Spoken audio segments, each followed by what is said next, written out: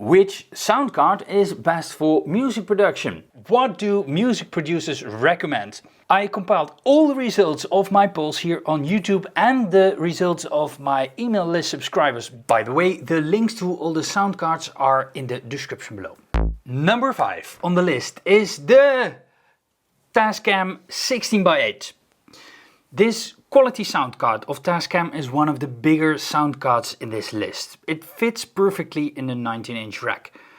It is popular because it has many in and outputs for a decent price. The sound card has 16 inputs, 8 XLR microphone inputs with switchable phantom power support and 8 balanced jack inputs, of which you can use 2 as guitar inputs.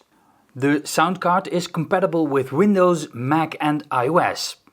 It supports 24-bit recording at 96 kHz and you connect it via the old school USB 2 connection with a USB-B plug. Worth mentioning is that the card has MIDI connections. The price of the card is around the $250 mark. The link to the card is in the description below. Number 4 on the list is the PreSonus AudioBox USB 96. Small and compact is the USB 96 from PreSonus. It's one of the budget models of PreSonus, but it's pretty popular amongst music producers. The price mark is around $100. The build quality of the sound card with its steel chassis is solid. The AudioBox USB 96 has a MIDI connection to connect your MIDI keyboard and has a USB 2 connection to hook it up to your computer. The sound card is powered via USB, so you don't have to have a separate power brick, which makes it a perfect companion for mobile recording. But you're out of luck when you want to record on your iPad. The sound card only supports Mac and Windows. With a name like the USB 96, you might suspect it supports 96 kHz recording, and indeed it does, with a bit depth of 24-bit. The sound card has a pair of jack monitor outputs, MIDI in and out, a headphone jack, balanced XLR microphone inputs with a 48-volt phantom power, and 2 jack unbalanced instrument connections.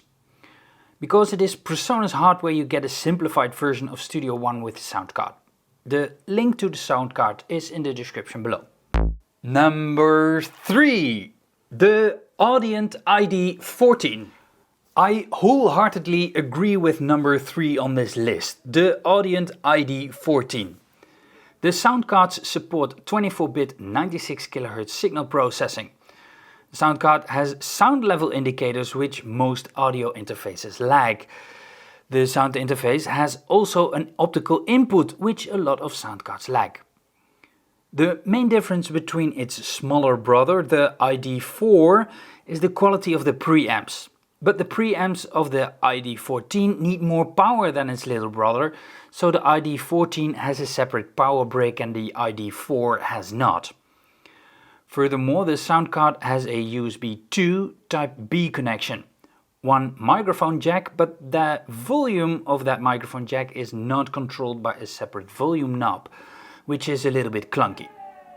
You can switch the 48-volt phantom power on or off per channel, which is handy. The sound card has 1 pair of jack outputs for your monitor speakers and 2 XLR balanced microphone connections, combined with balanced jack inputs for an instrument like a guitar.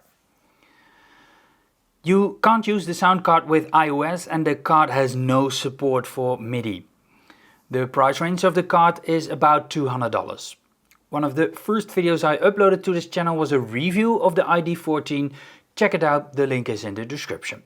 Numero 2, the Native Instruments Complete Audio 2. Super popular amongst music producers is the Native Instruments Complete Audio 2. The engineers at Native Instruments have an extremely hard time coming up with original product names, because everything is called Complete and it's even spelled wrong. Also popular is its smaller brother, the Complete Audio 1, which is a simple sound card that you can connect via USB 2 Type B connection with your computer with a K. The sound card has only 1 XLR microphone input, which is switchable with a 48-volt phantom power, and 1 instrument input. It has 1 pair of unbalanced monitor outputs over well, wait for it, kinch! The Complete Audio 2, with a K, is more complete, with a K. You connect it also via USB 2 Type B, and it has one pair of proper balanced jack outputs. The inputs are XLR and jack combined connections, with a switch to select your microphone or instrument. Nice is the mix knob for direct monitoring and a separate volume knob for your headphone, which you can connect via a jack connection. Where this card jumps out in contrast to the rest of this list is the 24-bit 192 kHz signal processing instead of the regular 96 kHz. The card has also proper volume level indicators, but no MIDI connection. The price range of the Complete Audio 1 is about $100 and the Complete Audio 2 $130. Before I jump into number 1 in this list of the top 5 best sound cards for music producers, don't forget to give this video a like and subscribe to the channel for more music production beginner tutorials. Numero uno. The Focusrite Scarlett 2i2.